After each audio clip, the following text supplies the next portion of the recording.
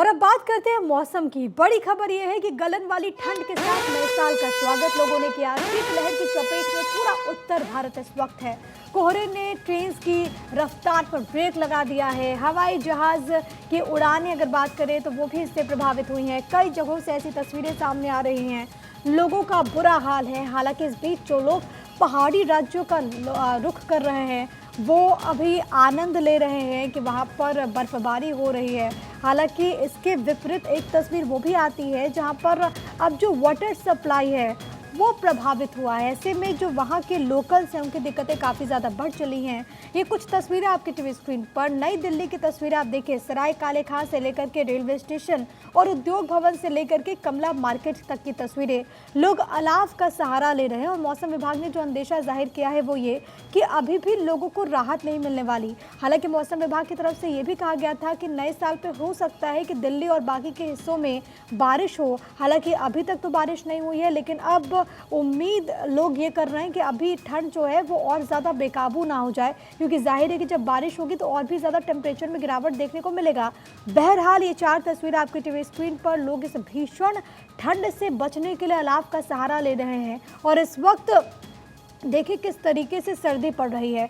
लोग नए साल का जो वेलकम है किसी अगर बात करें पहाड़ी राज्यों की तुलना में दिल्ली की अगर बात करें तो यहाँ पर भी आपको वैसी सर्दी देखने को मिलेगी और देश के अलग अलग हिस्सों में भी यही हाल इस वक्त देखने को मिल रहा है।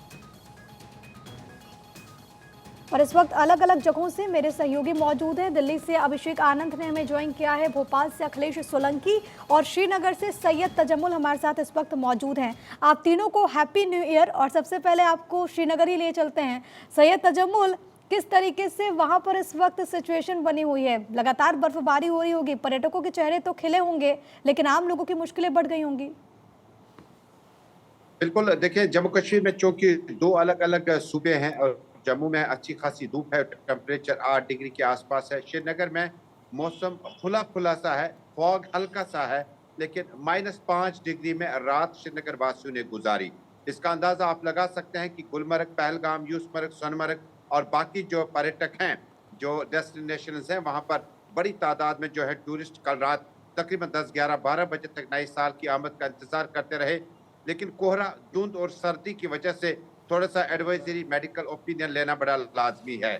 और जो इन इलाकों में चूंकि डल झील का इलाका है, उसके बाद नगीन लेक है, वुलर लेक है, ये जो वाटर बॉडीज हैं जम्मू कश्मीर की, यहाँ इलाके में सर्दियां बहुत ज्यादा है। बांडीपोरा में -5, श्रीनगर में -5, शोपियान में -6 और इसी तरह से पहलगाम और बाकी इलाकों में -7 के आसपास में टेम्परेचर रात का चला गया, जिससे कहीं ना कहीं अलाव जलाने पे लोग मजबूर हो गए।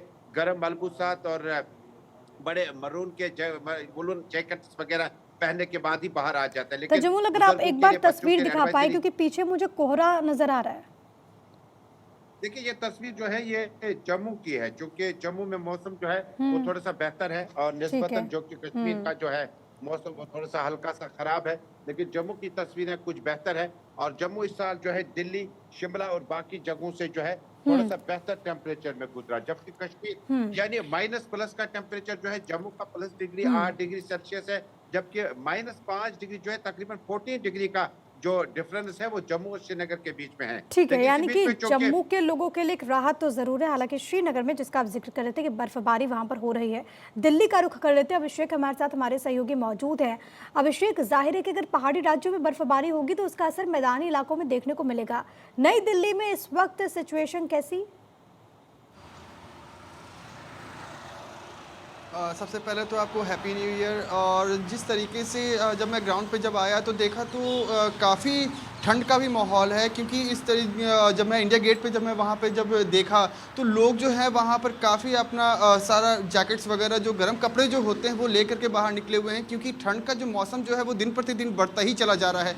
आपने कुछ समय पहले 2-3 दिन पहले भी आपने देखा था कि विजिबिलिटी इतनी कम हो गई थी कि गाड़ियाँ भी जो हैं वो काफ़ी कम रफ्तार में चल रही थी। साथ ही साथ ट्रेन की भी जो टाइमिंग जो है उसको भी ये कर दिया गया है, 4 से 5 घंटे लेट चल रही है, ट्रेन भी लेट चल रही है, फ्लाइट्स भी डिले चल रहे हैं, इस जिसके वजह से जो ये विजिबिलिटी जो है, कोहरा जो है वो कहीं ना कहीं वो बढ़ता ही चला जा रहा है। सुबह के समय में अगर मैं अभी भी बात करूँ तो 14 डिग्री की सेल्सियस है अभी, लेकिन ठंड जो है वो ऐसे ही है, वो ठिठुरन टाइप का ठंड है, और इसके वजह से भी लोग जो है वो बाहर निकल भी रहे हैं, तो काफ़ी अपना प्रिकॉशन लेकर के निकल रहे हैं। ठीक है, ये क्योंकि बहुत अब ज़्यादा ज़रूरी अगर है कि मैं एहतियात बताऊं, दिल्ली बरते। सरकार की ठीक है तरफ अभिषेक, से मैं जो लौट रही हूँ आपके पास, अखिलेश ही मौजूद हैं, लेकिन सबसे पहले एक बड़ी खबर मिल रही है, वो अपने दर्शकों को बता देते हैं, फिर अखिलेश और बाकी के सहयोगियों के पास लौटती हूँ मैं।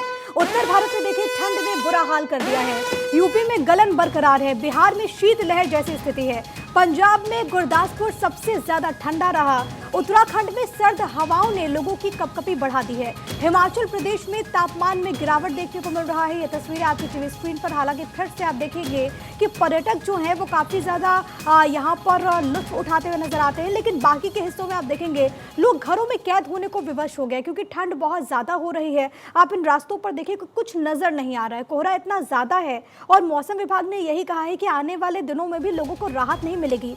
दिल्ली, वाराणसी, कानपुर की तस्वीरें, जिसके जरिए आप अंदाजा लगाइए कि सर्दी का सितम इस वक्त किस तरीके का है। वाराणसी में तो कुछ भी नजर नहीं आ रहा, कानपुर में भी हाल कमोबेश ऐसा ही बना हुआ है। दिल्ली की बात करें तो लोग इस वक्त रैन बसेरों का सहारा ले रहे हैं, अलाव जला रहे हैं ताकि थोड़ी बहुत राहत मिले, लेकिन अभी जो स्थिति बनी हुई है उसके अनुसार लोगों को आने वाले वक्त में भी राहत मिलने की उम्मीद नहीं है। अब कैसे यातायात प्रभावित है वो आप जरा समझिए। लंबी दूरी की जो ट्रेन हैं वो इसकी वजह से देरी से चल रही हैं।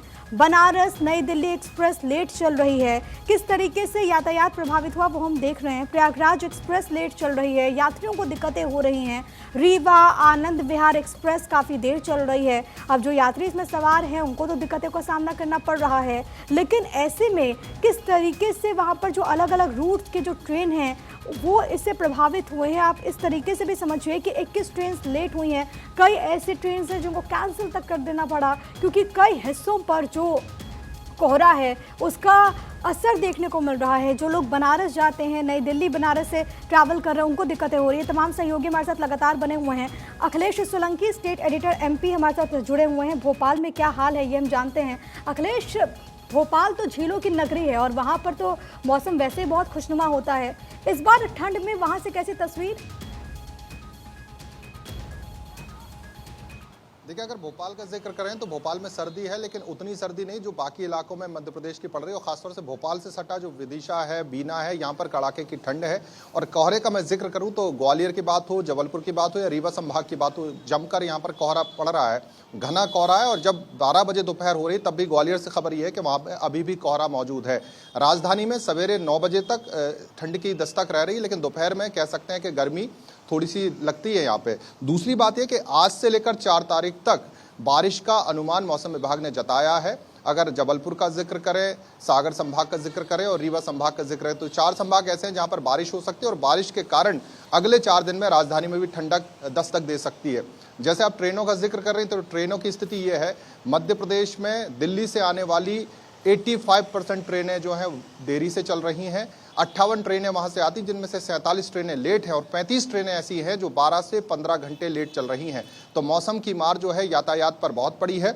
दूसरा, सड़क पर भी यातायात रेंग रहा है। तो ये स्थिति है मध्य प्रदेश की, जहां पर बारिश होने की एक तरह से आमद है, मौसम विभाग का अनुमान है, चाहे जबलपुर की बात हो या ग्वालियर संभाग की बात हो। वहीं जो मावठा गिरेगा, जो बारिश इस मौसम में होती है उसको मावठा कहते हैं, उसके बाद कड़ाके की ठंड पड़ेगी, इस तरह का अनुमान है। जी बिल्कुल। और अखिलेश, जैसा कि आप इस बात का जिक्र करें कि भोपाल में अभी उतनी तो ठंड नहीं है जैसा कि बाकी के संभागों में, खासतौर पर जो ग्वालियर चंबल का इलाका है वहाँ पर देखने को मिल रहा है, और रीवा संभाग में हालांकि बारिश को लेकर के जो संभावना जाहिर की गई है, ये बात कही जा रही है कि हो सकता है कि आने वाले दिनों में भोपाल में भी ठंड देखने को मिले। एक बार फिर से जम्मू का रुख करते हुए तजम्मुल हमारे साथ, हमारे सहयोगी लगातार बने हुए हैं। तजम्मुल, क्योंकि हम देखते हैं कि बर्फबारी की वजह से कई रास्ते इस वक्त ब्लॉक हो गए हैं, इस बीच जो टूरिस्ट इस वक्त वहाँ पर मौजूद हैं उनके लिए स्थानीय प्रशासन की तरफ से क्या कुछ इंतजामात, उन रास्तों को खुलवाने के लिए क्या कुछ व्यवस्था आप देख पा रहे पूरे प्रदेश में? देखिए, दिसंबर खत्म हुआ, जनवरी शुरू हो चुका है साल 2024 का, लेकिन अभी जो गुरेज का सेक्टर है, करना का सेक्टर, आपने बिल्कुल सही कहा, इन इलाकों में बर्फबारी जो है मिड दिसंबर में हल्की सी हुई, लेकिन उसके बाद प्रशासन की तरफ से, ट्रैफिक कंट्रोल रूम की तरफ से बारहा कहा जाता है कि बाहर बर्फानी तूदे न गिराएं, मिट्टी के तूदे न गिराएं, पत्थर न खिसकाएं, जिसके लिए उन्हें ट्रैफिक कंट्रोल रूम से राब्ता करना जरूरी है। लेकिन जनवरी का पहला दिन साल 2024 का अभी तक कश्मीर घाटी के मैदान इलाकों में बर्फबारी नहीं हुई। इसका गालिबन ये मतलब है कि आने वाले वक्त में ड्राई स्पेल और कुछ दिनों तक चलेगा, लेकिन हल्की जो बर्फबारी गनीमत समझकर जो गुलमर्ग पहलगाम में इस वक्त है, पर्यटक उसको बिल्कुल अपने साथ साथ रख रहे हैं और ये चाहते हैं कि ज्यादा से ज्यादा बर्फबारी हो ताकि गंडोला में राइड करके ये अफरवट की ऊंची पहाड़ियों तक जो बर्फ पड़ी हुई है उसको देख के वापस आए। जैसे कि गुलमर्ग का मैदानी इलाका गोल्फ कोर्स का इलाका है, हल्की बर्फबारी हुई है जहां पर कल नए साल के मौके पर कई कार्यक्रम सरकार की तरफ से रखे गए, टूरिज्म डिपार्टमेंट की तरफ से, कि उसके बाद जनवरी एंडिंग में खेलो इंडिया के मुकाबले यहाँ पर आपको देखते जाएंगे। लेकिन उसके लिए सबकी दुआ है कि बर्फबारी हो जाए। बर्फबारी का फिलहाल नामो ठीक है, और निशान तक इसको नहीं है लेकर इन इलाकों के में, लेकिन स्थानीय जितनी प्रशासन भी बर्फबारी पूरी हुई है तरीके वो से जमा है। अलर्ट है। जी हाँ, कुछ तस्वीरें भी हम अपने दर्शकों को इस वक्त दिखा रहे हैं, दिल्ली, प्रयागराज, कानपुर और चंडीगढ़। एक बार दिल्ली का रुख कर लेते हैं। अभिषेक हमारे साथ, हमारे सहयोगी मौजूद हैं। अभिषेक, क्योंकि दिल्ली में बीते कुछ दिनों की अगर बात करें तो ठंड में दोपहर के वक्त कम से कम लोगों को थोड़ी बहुत राहत मिल रही थी, लेकिन 31 और आज 1 तारीख, आज ये दोनों दिन तो बहुत ज़्यादा ठंड पड़ी है। रैन बसेरों को लेकर के अगर करें हम बात, तो रैन बसेरों में क्या कुछ प्रबंध है, क्या कुछ फैसला लिया गया दिल्ली सरकार की तरफ से?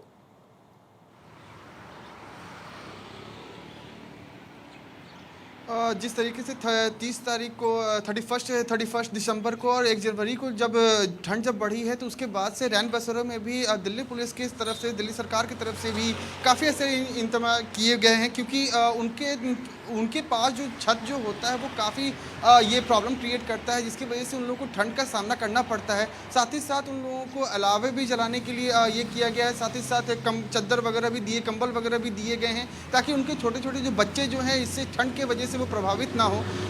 बाहर भी जो निकलते हैं तो उनको भी ये भी कहा गया है कि आपका कपड़ा पहन करके बाहर निकले, गर्म कपड़ा ले करके बाहर निकलें, क्योंकि ठंड जो है वो दिन प्रतिदिन बढ़ता ही चला जा रहा है। अगर मैं बात करूं, अगर मैं ग्राउंड लेवल पे अगर बात करूं, तो गाड़ियों की अगर मैं बात करूं तो यातायात भी जो है वहाँ पे दिल्ली में काफ़ी प्रभावित भी हुआ है, क्योंकि बाहर में जो लोग जो विजिबिलिटी की वजह से रात के टाइम पे जो नाइट शिफ्ट के जो लोग जो रहते हैं, जो ऑफिस जो जाते हैं, तो उसमें भी काफ़ी ऐसी प्रॉब्लम्स आ रही है, क्योंकि हेडलाइट्स काम नहीं करते, फॉग लाइट्स काम नहीं करती, जिसकी वजह से भी काफ़ी ऐसी प्रॉब्लम्स आ रही है, लोगों को बाहर निकलने में और भी ऐसे में दिक्कतें आ लोगों रही को हैं। बहुत ज़्यादा सावधानी बरतने की ज़रूरत है। आप तीनों का बहुत धन्यवाद। अखिलेश बहुत शुक्रिया, अभिषेक बहुत धन्यवाद, और सैयद तजम्मुल आपका ही बहुत शुक्रिया हमारे साथ जुड़ने के लिए।